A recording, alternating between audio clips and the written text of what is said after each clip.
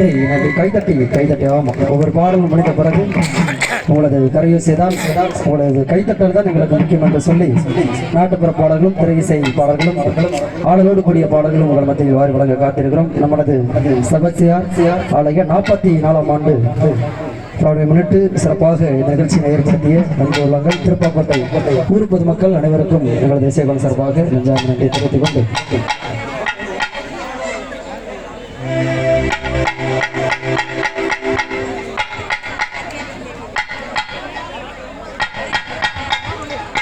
நம்மளது வேளாங்கண்ணி மாதாவை போற்றி பாடக்கூடிய பாடலாக அழகான பாடல் இறைசிய பாடல் மத்தியில்